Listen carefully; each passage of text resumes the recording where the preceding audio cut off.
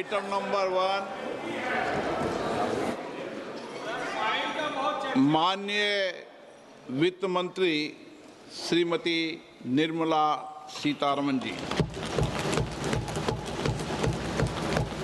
Item number 1. Item number 1.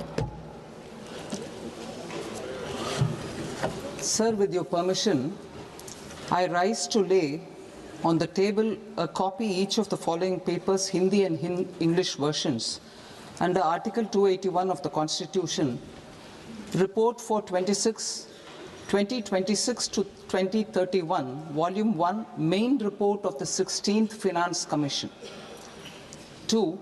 Report for 2026-2031, Volume 2, Annexures of the 16th Finance Commission. Number 3, explanatory memorandum as to the action taken on the recommendations contained in the above report. Item number 2, माननीय वित्त मंत्री निर्मला सीतारमन जी।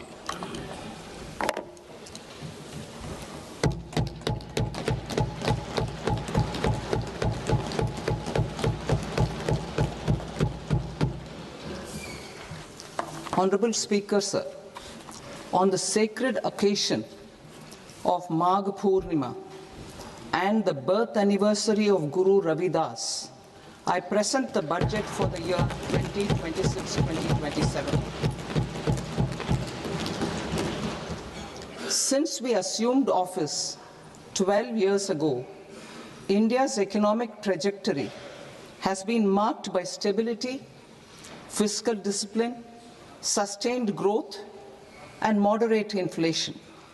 This is the result of conscious choices we have made, even in times heightened uncertainty and disruption.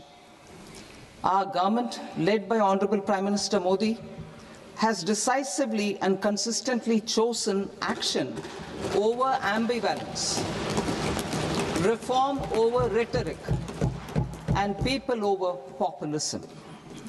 We have pursued far-reaching structural reforms, fiscal prudence and monetary stability, whilst maintaining a strong thrust on public investment. Keeping Atmanirbharta as a lodestar, we have built domestic manufacturing capacity, energy security, and reduced critical import dependencies. Simultaneously, we have ensured that citizens benefit from every action of the government, undertaking reforms to support employment generation, agricultural productivity, household purchasing power, and universal services to people.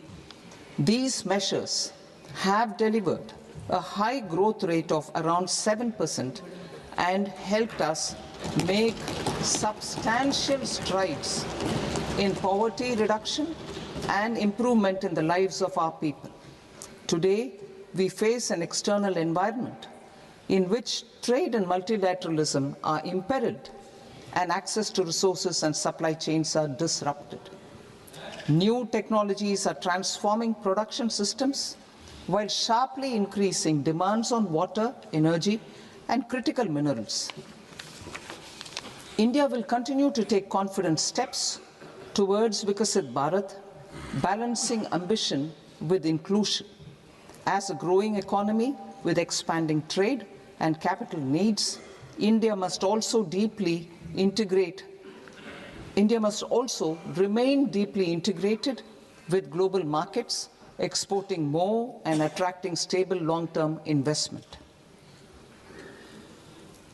As I begin Part A, I want to express my gratitude to the people for standing firmly with us as we forge our way together towards becoming one of the largest economies of the world.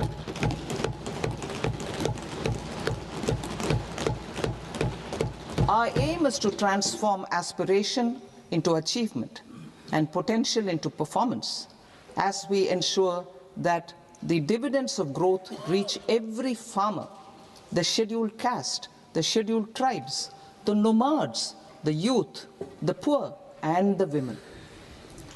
In Vikasit Bharat Young Leaders Dialogue 2026, several innovative ideas were shared, with our Prime Minister, which have inspired many of the proposals, making this a unique Yuva Shakti-driven budget. Our government's sankalp is to focus on our poor, underprivileged, and the disadvantaged. To deliver on this sankalp, and given that this is the first budget prepared in Kartavya Bhavan, we are inspired by three Kartavya. Our first Kartavya is to accelerate and sustain economic growth by enhancing productivity and competitiveness and building resilience to volatile global dynamics. Our second Kartavya is to fulfill aspirations of our people and build their capacity, making them strong partners in India's path to prosperity. Our third Kartavya, aligned with our vision of Sabka Saath, Sabka Vikas, is to ensure that every family, community, region, and sector has access to resources, amenities, and opportunities for meaningful participation. This threefold approach requires a supportive ecosystem. The first requirement is to sustain the momentum of structural reforms, continuous, adaptive, and forward-looking. Second, a robust and resilient financial sector is central to mobilizing savings, allocating capital efficiently, and managing risks. Third, cutting-edge technologies, including AI applications, can serve us as force multipliers for better governance. Reform Express. Our government has undertaken comprehensive reforms towards creating employment, boosting productivity, and accelerating growth.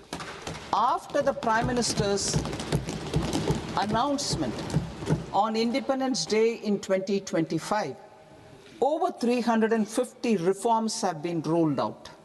This includes GST simplification, notification of labor codes, and rationalization of mandatory quality control orders.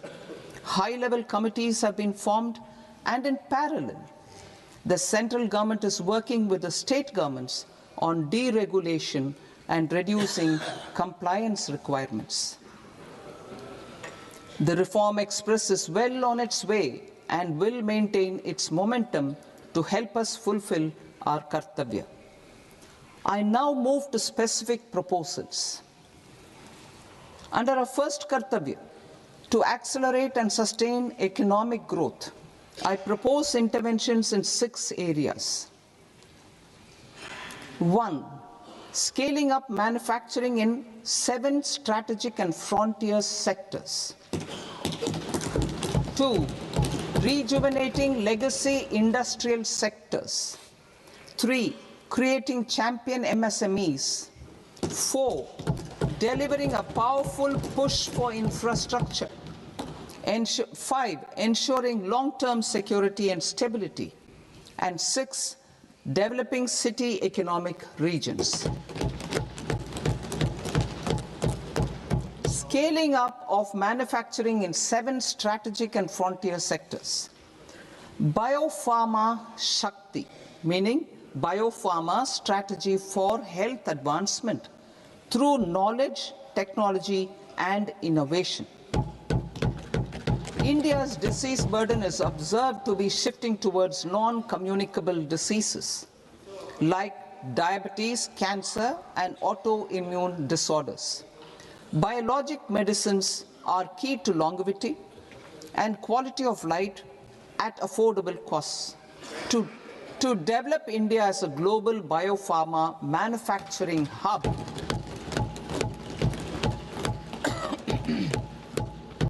I propose the Biopharma Shakti with an outlay of 10,000 crores over the next 5 years. This will build the ecosystem for domestic production of biologics and biosimilars. The strategy will include a biopharma-focused network with 3 new national institutes of pharmaceutical education and research, popularly known as NIPERS, and upgrading 7 existing ones. It will also create a network of 1,000 accredited India clinical trials sites. We propose to strengthen the Central Drug Standard Control Organization to meet global standards and approve timeframes through and approval timeframes through a dedicated scientific review cadre and specialists. India's semiconductor mission 1.0 expanded India's semiconductor sector capabilities. Building on this, we will launch ISM 2.0 to produce equipment and materials, design full-stack Indian IP, and fortify supply chains. We will also focus on industry-led research and training centers to develop technology and skilled workforce. The Electronics Components Manufacturing Scheme, launched in April 2025 with an outlay of 22,919 crores, already has investment commitments at double the targets. We propose to increase the outlay to 40,000 crores to capitalize on this momentum.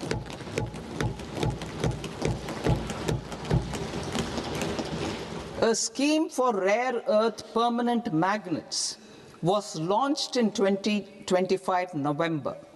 We now propose to support the mineral-rich states of Odisha, Kerala, Andhra Pradesh, and Tamil Nadu to establish dedicated rare earth corridors to promote mining, processing, research, and manufacturing.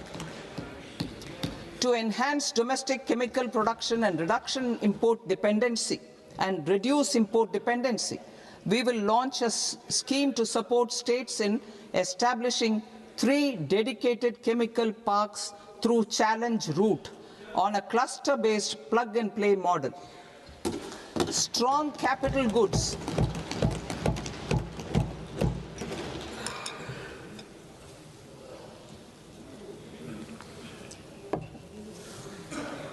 Strong capital goods capability is a determinant of productivity and quality across different sectors.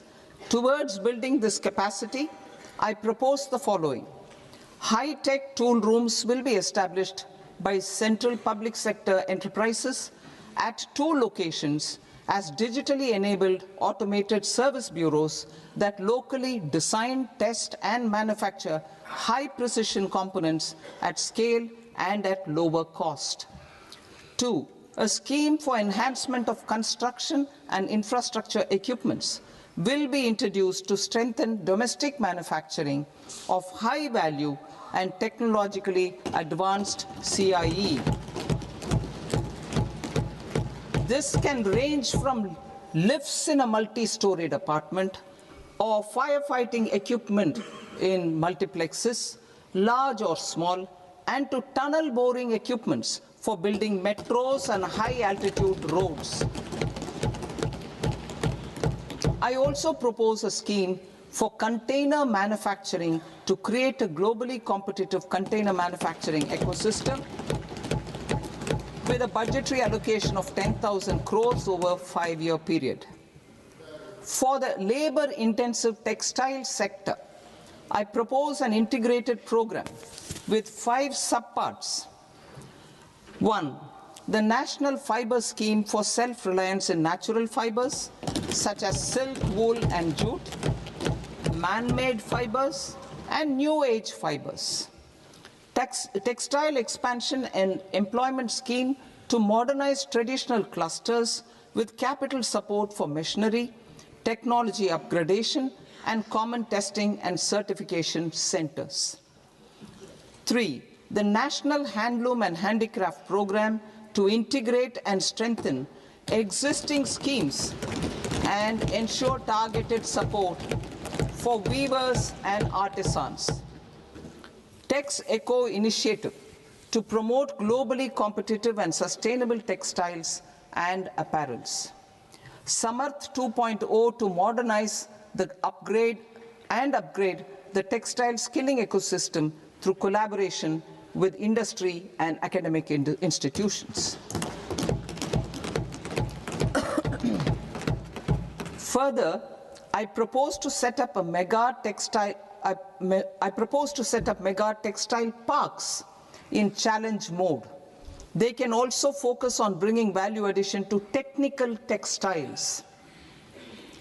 I propose to launch the Mahatma Gandhi Gram Swaraj initiative to strengthen khadi, handloom, and handicrafts. This will help in global market linkage and branding. It will streamline and support training, skilling, quality of process, and production. This will benefit our weavers, village industries, one district, one product, ODOP initiative, and also our rural youth.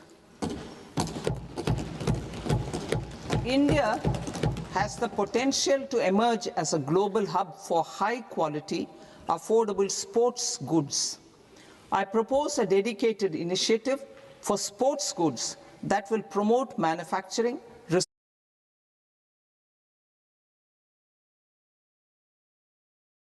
India Fund set up in 2021 with 2,000 crores to continue support to micro enterprises and maintain their access to risk capital.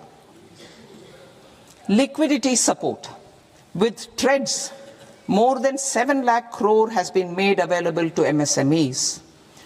To leverage its full potential, I propose 4 measures. 1.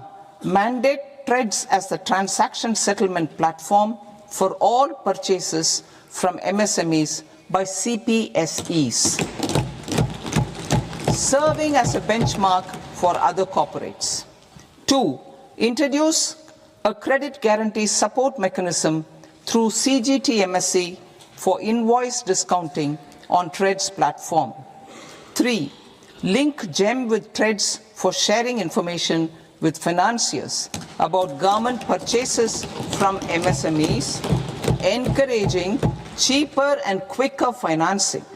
4. Introduce TREDS receivables as asset-backed securities, helping develop a secondary market, enhancing liquidity and settlement of transactions. Professional support.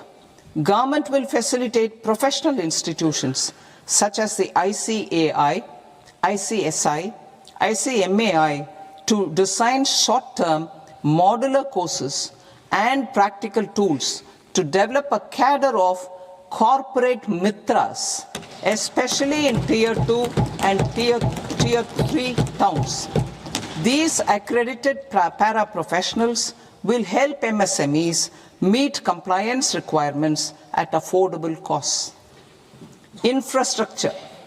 During this past decade, our government has undertaken several initiatives for large-scale enhancement of public infrastructure, including through new financing instruments such as Infrastructure Investment Trust (InvITs) and Real Estate Investment Trust (REITs), and institutions like NIIF and NABFID.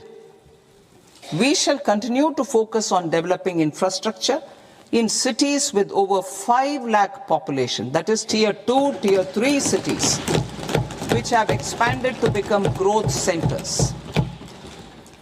Public capital expenditure has increased manifold from 2 lakh crore in 2014-15 to an allocation of 11.2 lakh crore in BE 25-26.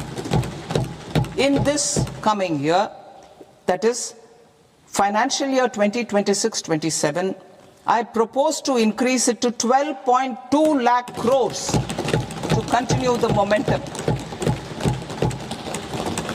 To strengthen the confidence of private developers regarding risks during infrastructure development and construction phase, I propose to set up an infrastructure risk guarantee fund to provide prudentially calibrated partial credit guarantee to lenders. Over the years, rights have emerged as a successful instrument for asset monetization. I propose to accelerate recycling of significant real estate assets of the CPSEs through the setting up of dedicated rights. To promote environmentally sustainable movement of cargo, I propose to 1. Establish new dedicated freight corridors connecting Dankuni in the east to Surat in the west. Operationalize 20 new national waterways over the next 5 years, starting with National Waterways 5 in Orissa to connect mineral-rich areas of Talcher and Angul and industrial centers like Kalinga Nagar to the ports of Paradeep and Dhamra. Training institutes will be set up as regional centers of excellence for development of required manpower for these waterways. This will benefit youth in the entire stretch of the waterways to train and acquire skills. Further, a ship repair ecosystem catering to inland waterways will also be set up at Varanasi and Patna. And C, launch a coastal cargo promotion scheme for incentivizing a modal shift from rail to road to increase the share of inland waterways and coastal shipping from 6% to 12% by 2047.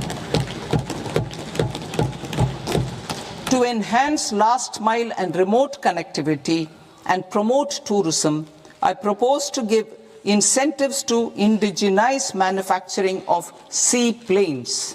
A seaplane VGF scheme will be also introduced to provide support for operations. Carbon capture, utilization and storage. Aligning with the roadmap launched in December 2025, the carbon capture, utilization and storage technologies at scale will achieve higher readiness and in end-use application across 5 industrial sectors, including power, steel, cement, refineries, and chemicals. An outlay of 20,000 crore is proposed over the next 5 years for this purpose. City economic regions. Cities are India's engines of growth, innovation, and opportunities. We shall now focus on Tier 2, Tier 3 cities, and even temple towns, which need modern infrastructure and basic amenities. This budget aims to further amplify the potential of cities to deliver the economic power of agglomerations by mapping city economic regions based on their specific growth drivers. An allocation of 5,000 crore per CER over 5 years is proposed for implementing their plans through a challenge mode with a reform-cum-result-based financing mechanism. In order to promote environmentally sustainable passenger systems, we will develop 7 high-speed rail corridors between cities as growth connectors, namely Mumbai to Pune, Pune to Hyderabad, Hyderabad to Bengaluru, Hyderabad to Chennai, Chennai to Bengaluru, Delhi to Varanasi, Varanasi to Siliguri.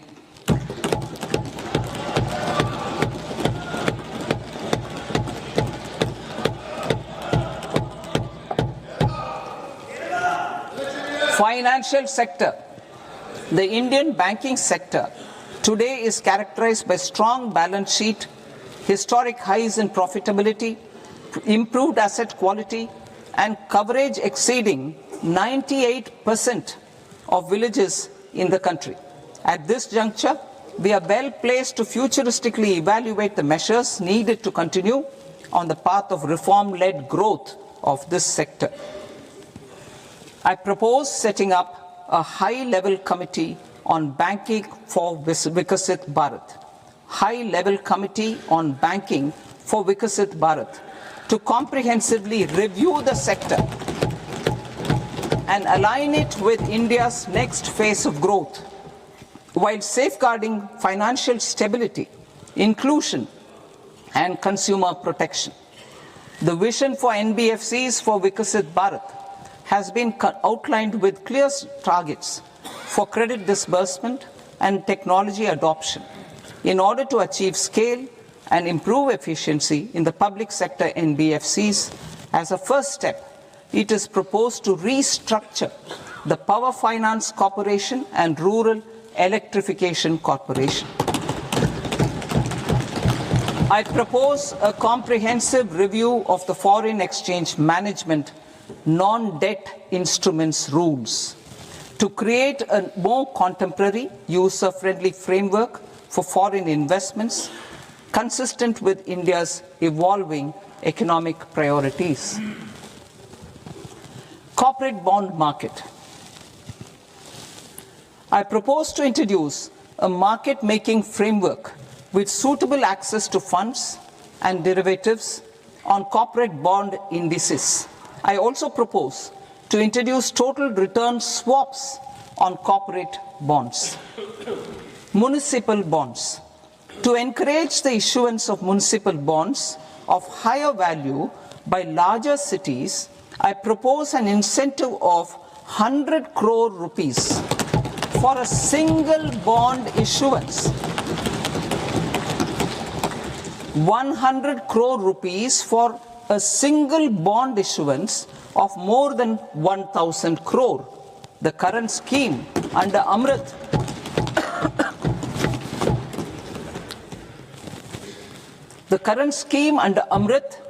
which incentivizes issuances up to 200 crores only, will also continue to support smaller and medium towns. That will also continue to support the smaller and medium towns. Ease of doing business. Individual persons resident outside India, PROI, will be permitted to invest in equity instruments of listed Indian companies through the Portfolio Investment Scheme.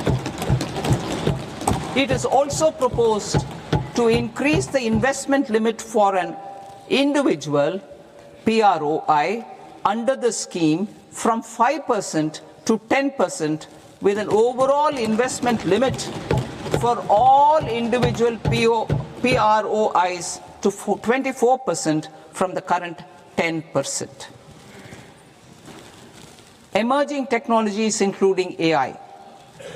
21st century is technology driven. Adoption of technology is for the benefit of all people. Farmers in the field, women in STEM, youth keen to upskill, and Divyangjan to access newer opportunities. The government has taken several steps to support new technologies through AI Mission, National Quantum Mission, Anusandhan National Research Fund, and Research and Development and Innovation Fund. Our second kartavya is to fulfill aspirations and build capacities. Close to 25 crore individuals have come out of multi-dimensional poverty through a decade of our government's sustained and reform-oriented efforts.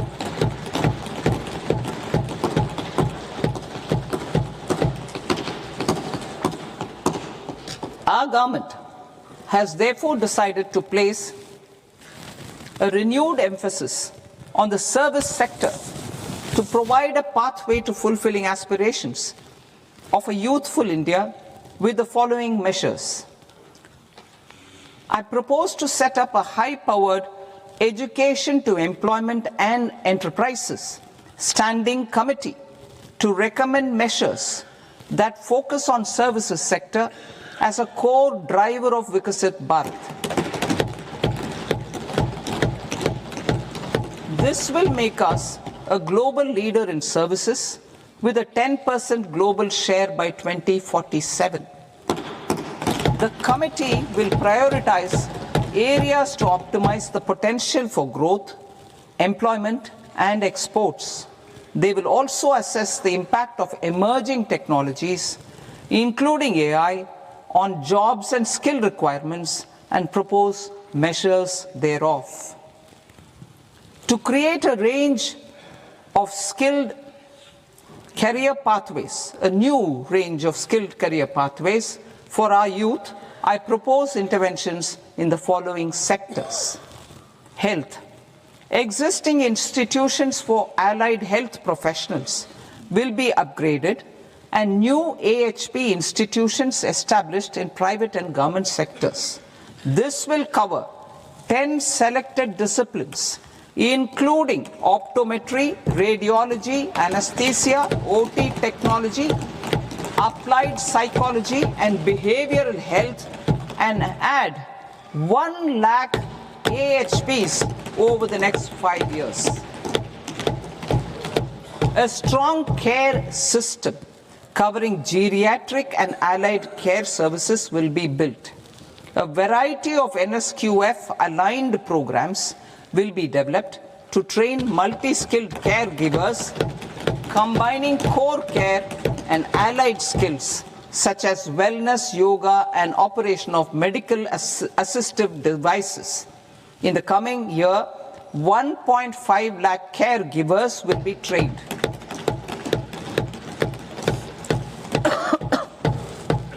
Hubs for medical value tourism. To promote India as a hub for medical tourism services, I propose to launch a scheme to support states in establishing 5 regional medical hubs in partnership with the private sector. These hubs will serve as integrated healthcare complexes that combine medical, educational, and research facilities. They will have Ayush centers, medical value tourism facilitation centers, and infrastructure for diagnostics, post-care, and rehabilitation. These hubs will provide diverse opportunities, job opportunities for health professionals, including doctors and AHPs. Ancient Indian yoga, already respected in several parts of the world, was given a mass global recognition when Honorable Prime Minister took it to the UN. Post-COVID, Ayurveda gained a similar global acceptance and recognition. Exporting quality Ayurveda products helps farmers who grow the herbs and youth who process the products. To meet growing global demand, a few more steps are being taken. I propose to 1. Set up 3 new All India Institutes of Ayurveda. 2. Upgrade Ayush pharmacies and drug testing labs for higher standards of certification ecosystem and make available more skilled personnel. 3.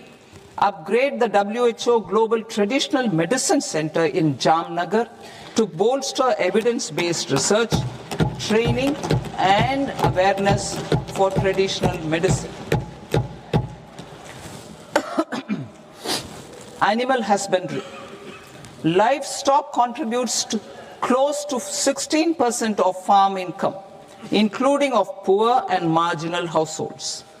To scale up availability of veterinary professionals by more than 20,000, I propose to roll out a loan-linked capital subsidy support scheme for establishment of veterinary and para-veterinary colleges, veterinary hospitals, diagnostic laboratories, and breeding facilities in private sector.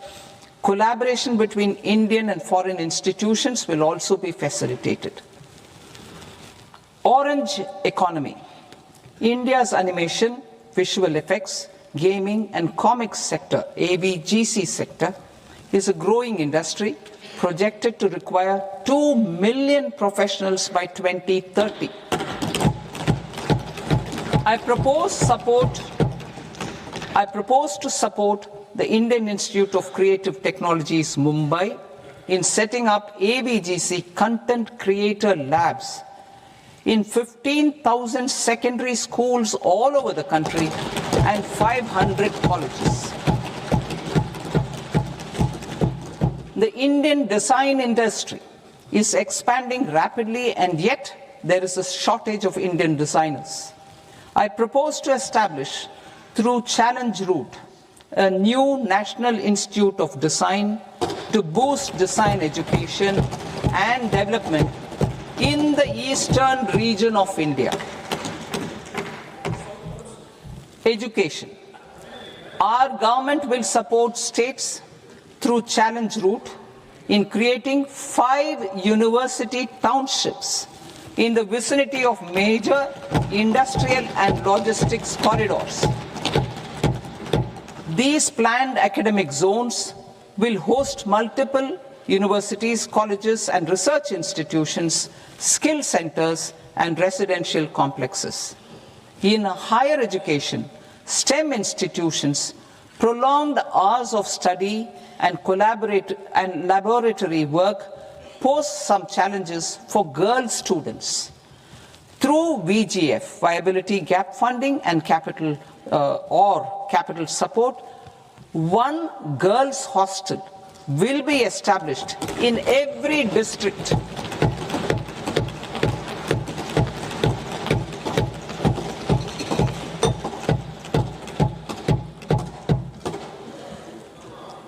To promote astrophysics and astronomy via immersive experiences.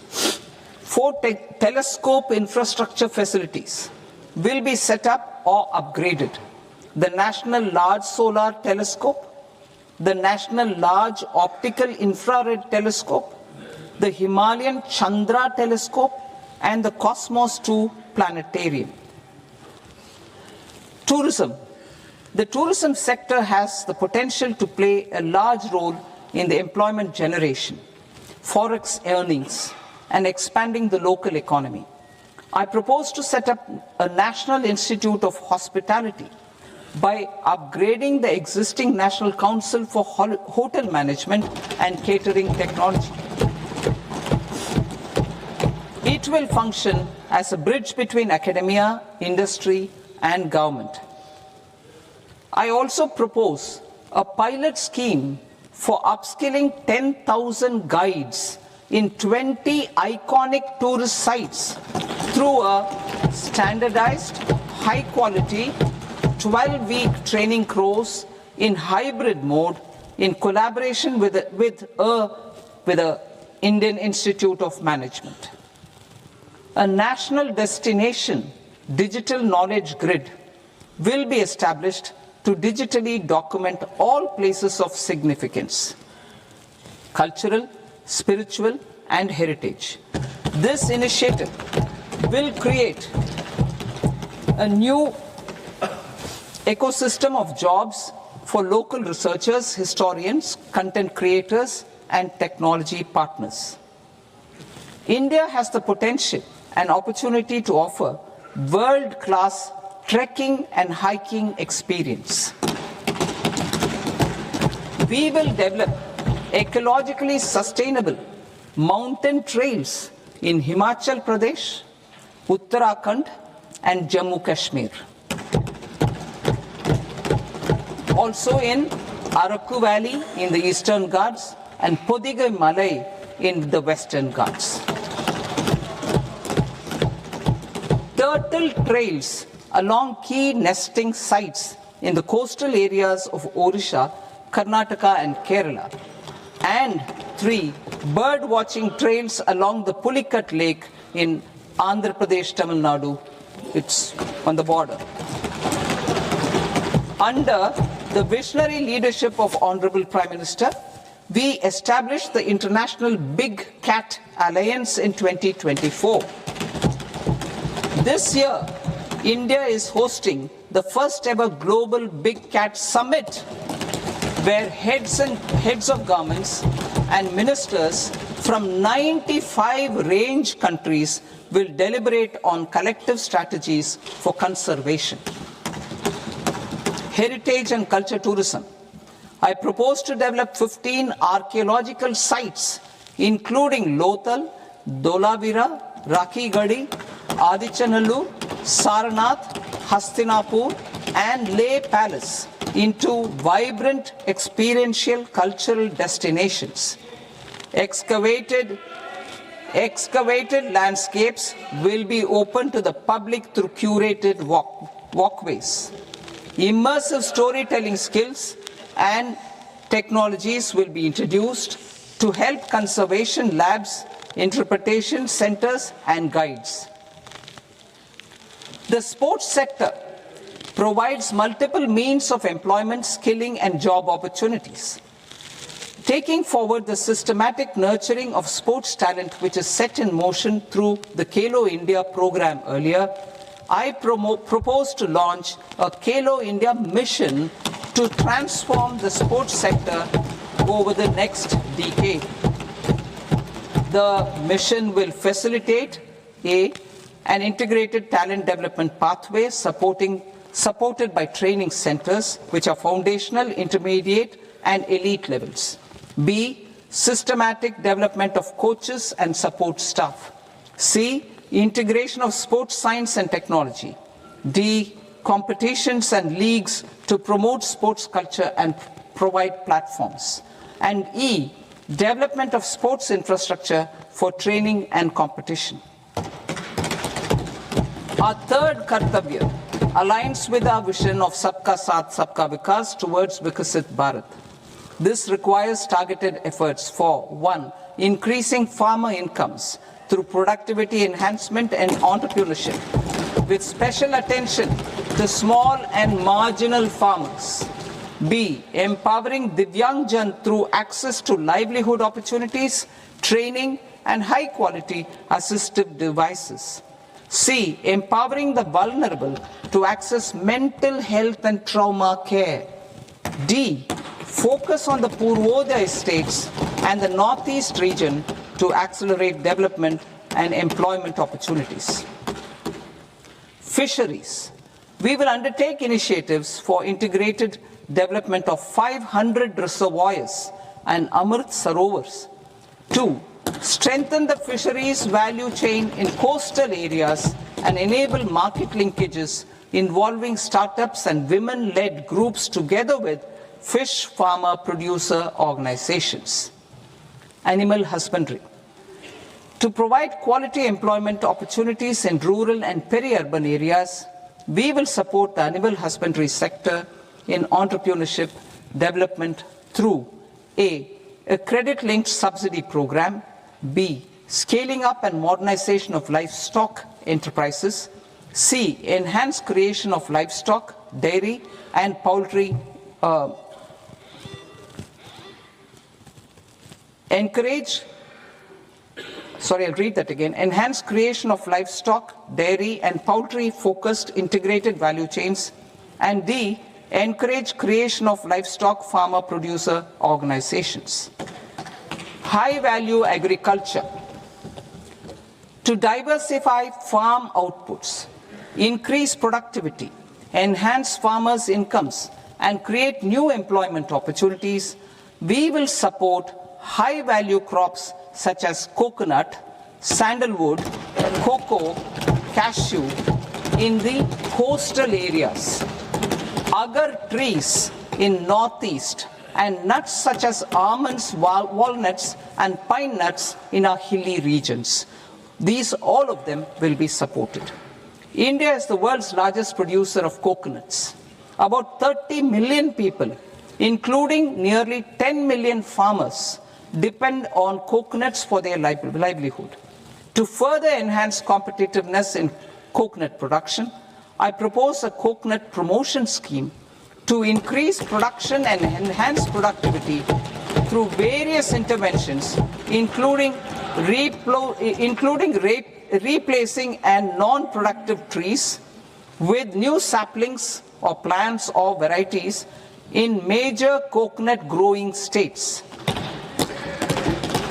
A dedicated program is proposed for Indian cashew and cocoa to make India self-reliant in raw cashew and coconut production and processing, enhance export competitiveness, and transform Indian cashew and Indian cocoa into premium global brands by 2030.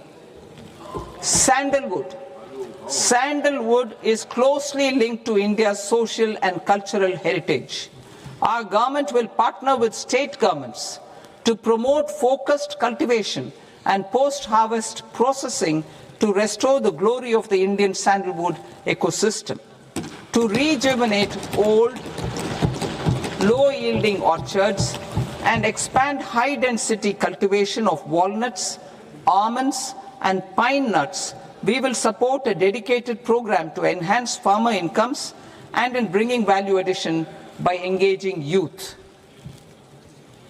Bharat Vistar, that is virtually integrated system to access agricultural resources. I propose to launch Bharat Vistar, a multilingual AI tool that shall integrate the AgriStack portals and the ICAR package on agricultural practices with AI systems. This will enhance farm productivity, enable better decisions for farmers, and reduce risk by providing customized advisory support. She Marts for rural women-led enterprises. Building on the success of Lakpati Didi program, I propose to help women take the next step from credit-linked livelihoods to being owners of enterprises.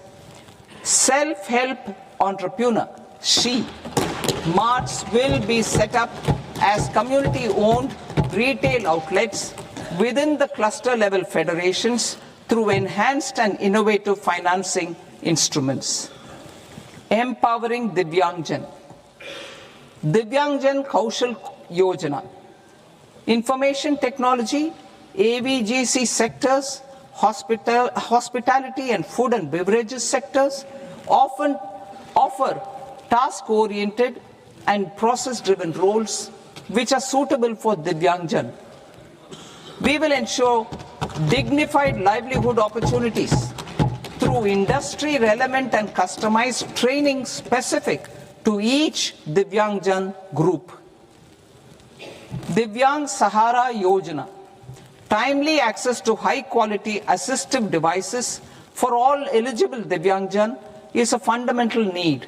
I propose to 1. Support the Artificial Limbs Manufacturing Corporation of India, Alimco, to set up and to scale up production of assistive devices, invest in R&D and AI integration, strengthen PM Divyasha Kendras, and support setting up of assistive technology marts as modern retail style centers where Divyangjan and senior citizens can see, try and purchase assistive products. Reaffirming our commitment to mental health and trauma care. There are no national institutes for mental health care in North India. We will therefore set up a NIMHANS 2 and also upgrade national mental health institutes in Ranchi and in Tezpur as regional apex institutions. Emergencies expose families, particularly the poor and vulnerable, to unexpected expenditure. We will strengthen and increase these capacities by 50% in district hospitals by establishing emergency and trauma care centers. Focus on Purvodaya states and northeastern regions. Purvodaya. I propose the development of an integrated East Coast industrial corridor with a well-connected node at Durgapur, creation of 5 tourism destinations in 5 Purvodaya states, and the provision of 4,000 e-buses. Buddhist sites in northeastern region. The northeastern region is a civilizational confluence of Theravada and Mahayana or Vajrayana traditions. I propose to launch a scheme for development of Buddhist circuits in Arunachal Pradesh, Sikkim, Assam, Manipur, Mizoram, and Tripura. The scheme will cover preservation of temples and monasteries, pilgrimage interpretation centers, connectivity, and pilgrim amenities. 16th Finance Commission. On 17th November 2025, the 16th Finance Commission submitted its report to the President. As mandated under Article 281 of the Constitution, the government is to lay the report along with the explanatory memorandum on the action taken report on the recommendations of the Commission in Parliament, which, Sir, Honourable Speaker, you've allowed me to do at the commencement of this session. The government has accepted the recommendation of the Commission to retain the vertical share of devolution at 41%. As recommended by the Commission, I have provided 1.4 lakh crores of rupees to the states for the year 2026-2027 as Finance Commission grants. These include rural and urban local body and disaster management grants. Fiscal consolidation. Government has been delivering on our fiscal commitments consistently without compromising on social needs. To strive towards accepted standards of fiscal management in Budget 25-26, I had indicated that the central government would target reaching a debt to GDP ratio of 50 plus or minus 1% by 2030-31. In line with this, the debt to GDP ratio is estimated to be 55.6% of GDP in BE 26-27, compared to 56.1% of GDP in RE 25-26. A declining debt to GDP ratio will gradually free up resources for priority sector lending and expenditure by reducing the outgo on interest payments. One of the main operational instruments for debt targeting is the fiscal deficit. I am happy to inform this august House that I fulfilled my commitment made in 2021-2022 to reduce fiscal deficit below 4.5% of GDP by 25-26. In RE 25-26, the fiscal deficit has been estimated at par with BE of 2025-26 at 4.4% of GDP. In line with the new fiscal prudence path of debt consolidation, the fiscal deficit in BE 26-27 is estimated to be 4.3% of the GDP.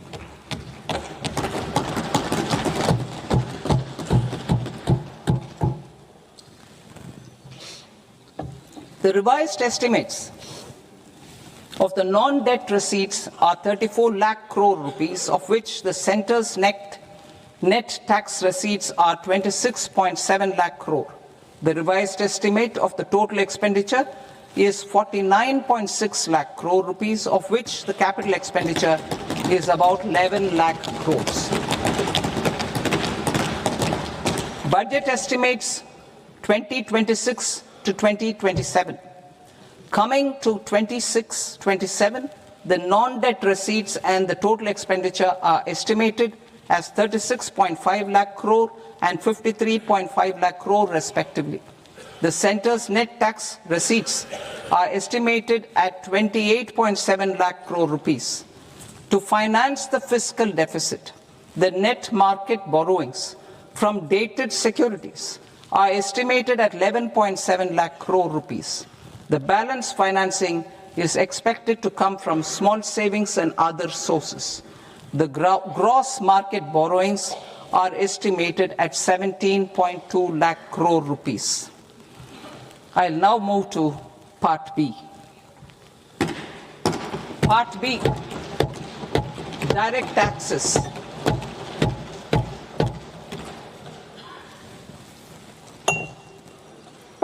Honourable Speaker, sir, I now present my proposals on direct taxes.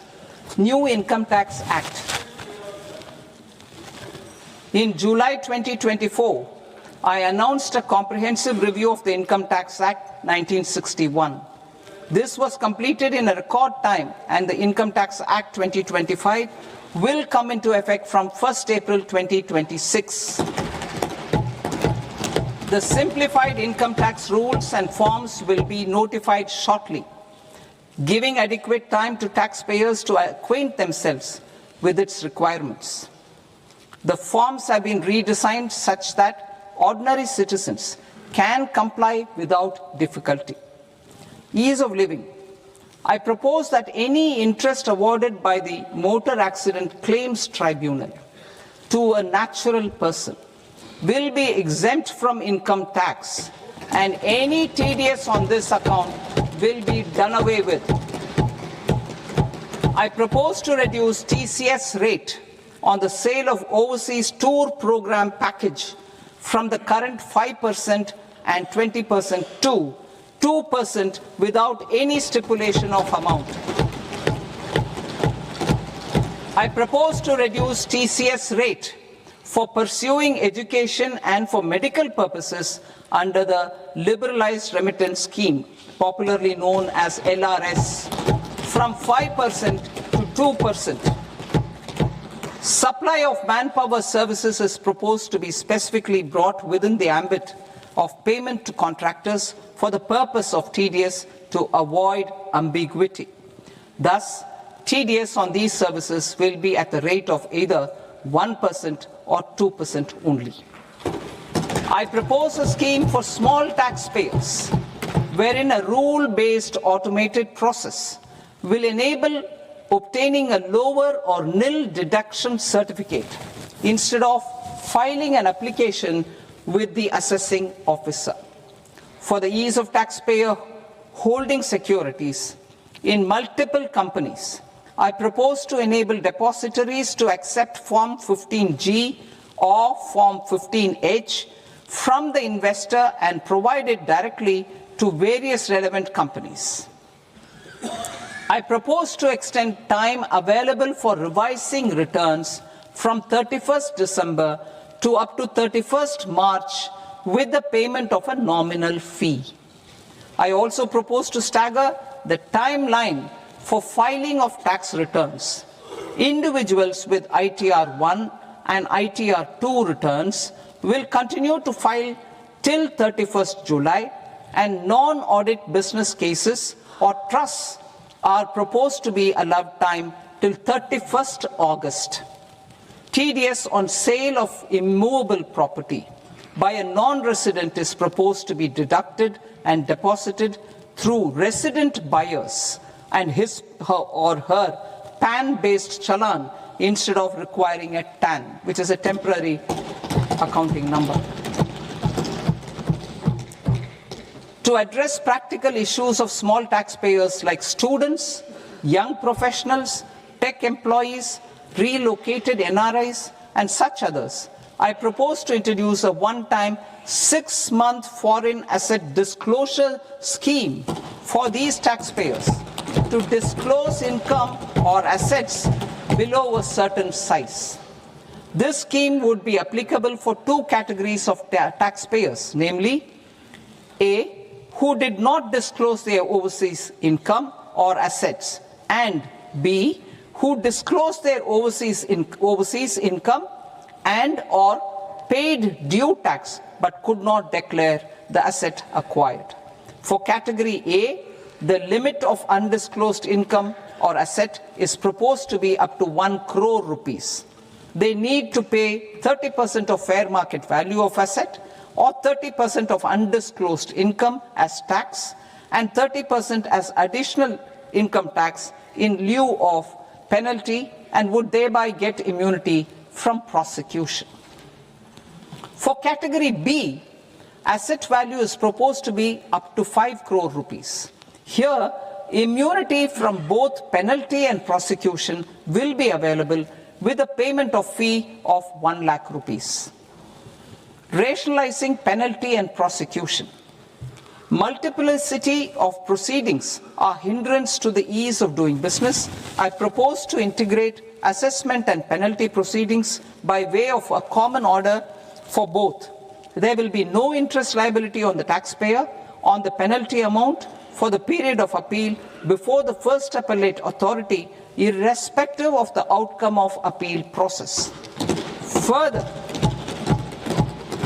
quantum of prepayment is being reduced from 20% to 10% and will continue to be calculated only on core tax demand.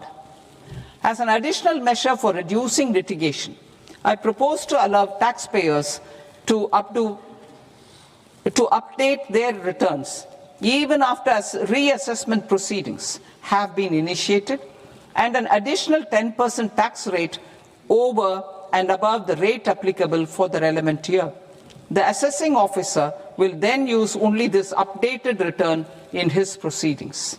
There is already a framework for immunity from penalty and prosecution in the cases of underreporting. I propose to apply this framework for immunity to misreporting too. However, in such a case, the taxpayer will need to pay 100% of the tax amount as an additional income tax over and above the tax and interest due. Penalties for certain technical defaults, such as failure to get accounts audited, non-furnishing of transfer pricing audit report, and default in furnishing statement for financial transactions are proposed to be converted into fee.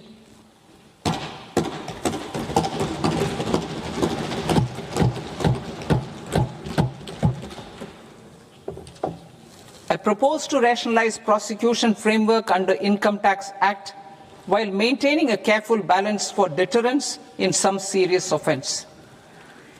Non-production of books of account and documents and requirement of TDS payment where payment is made in kind are being decriminalized.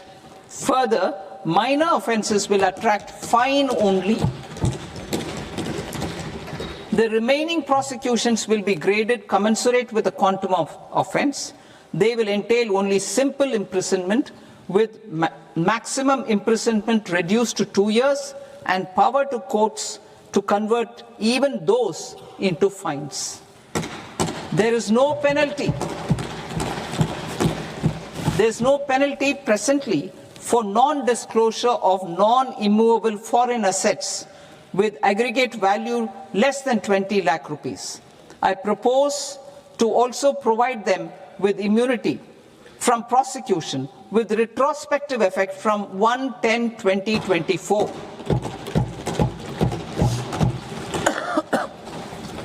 Cooperatives. Deduction is already allowed to a primary cooperative society engaged in supplying milk, oilseeds, fruits or vegetables raised or grown by its members. I propose to extend this deduction to also include supply of cattle feed and cotton seed produced by its members. I propose to allow inter-cooperative society dividend income as deduction under the new tax regime to the extent it is further distributed to its members. I further propose to allow exemption for a period of 3 years to dividend income received by a notified national cooperative federation on their investments made in companies up to 31/1/2026. This exemption would be allowed only for dividends further distributed to its member cooperatives. Supporting IT sector as India's growth engine. India is a global leader in software development services, IT-enabled services, knowledge process outsourcing services, and contract R&D services relating to software development. These businesses and their segments are quite interconnected with each other. All these services are proposed to be clubbed under a single category of information technology services with a common safe harbor margin of 15.5% applicable to all. The threshold for availing safe harbor for IT services is being enhanced substantially from 300 crore rupees to 2,000 crore rupees. Safe harbor for IT services shall be approved by an automated rule-driven process without any need for tax officer to examine and accept the application. Once applied by an IT services company, the same safe harbor can be continued for a period of 5 years at a stretch at its choice. For IT services companies who want to conclude advanced pricing agreement, APA, I propose to fast-track unilateral APA process for IT services and endeavor to conclude it within a period of 2 years. The period of 2 years can be extended by a further period of 6 months on taxpayers' request. I propose to extend the facility of modified returns available to the entity entering APA to its associated entities also. Attracting global business and investment. Recognizing the need to enable critical infrastructure and boost investment in data centers, I propose to provide tax holiday till 2047 to any foreign company that provides cloud services to customers globally by using data center services from India. It will, however, need to provide services to Indian customers through an Indian reseller entity. I also propose to provide a safe harbor of 15% on cost in case the company providing data center services from India is a related entity. To harness the efficiency of just-in-time logistics for electronic manufacturing, I propose to provide safe harbor to non-residents for component warehousing in a bonded warehouse at a profit margin of 2% of the invoice value. The resultant tax of about 0.7% will be much lower than in competing jurisdictions.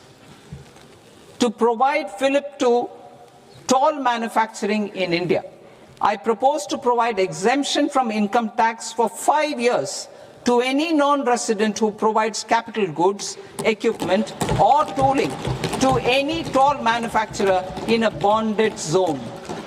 To encourage vast pool of global talent to work in India for a longer period of time, I propose to provide exemption to global, non-India sourced income of a non-resident expert for a stay period of 5 years under notified schemes. I propose to provide exemption from minimum alternate tax, the MAT, to all non-residents who pay tax on presumptive basis. Tax administration. I propose to constitute a joint committee of Ministry of Corporate Affairs and Central Board of Direct Taxes for incorporating the requirements of income computation and disclosure standards, the ICDS, in the Indian Accounting Standards, IND AS itself. Separate accounting requirement based on ICDS will be done away with from the tax year 27-28. To support Prime Minister Modi's vision of homegrown accounting and advisory firms to become global leaders, I propose to rationalize the definition of accountant for the purposes of safe harbor rules. Other tax proposals. Change in taxation of buyback was brought in to address the improper use of buyback route by promoters. In the interest of minority shareholders, I propose to tax buyback for all types of shareholders as capital gains. However, to disincentivize misuse of tax arbitrage, promoters will pay an additional buyback tax. This will make effective tax 22% for corporate promoters. For non-corporate promoters, the effective tax will be 30%. TCS rate for sellers of specific goods, namely alcoholic liquor, scrap, and minerals, will be rationalized to 2%, and that on tendu leaves will be reduced from 5% to 2%. I propose to raise the STT on futures to 0.05% from the present 0.02%. STT on options premium and exercise of options are both proposed to be raised to 0.15% from the present rate of 0.1% and 0.125% respectively. We reformed the taxation landscape for corporates in 2019 by providing them a simplified regime with lower tax rate so that they could productively focus on business rather than on claim of deductions and exemptions. To encourage companies to shift to the new regime, set-off of brought forward MAT credit, minimum alternate tax credit, is proposed to be allowed to companies only in the new regime. Set-off using available MAT credit is proposed to be allowed to an extent of 1/4 of the tax liability in the new regime. MAT is proposed to be made final tax, so there will be no further credit accumulation from 1st April 2026. In line with this change, the rate of final tax is being reduced to 14% from the current MAT rate of 15%. The brought forward MAT credit of taxpayers accumulated till 30th March 2026 will continue to be available to them for set-off as above. Indirect taxes. I shall now take up proposals related to indirect taxes. My proposals for customs and central excise aim to further simplify the tariff structure, support domestic manufacturing, promote export competitiveness, and correct inversion in duty.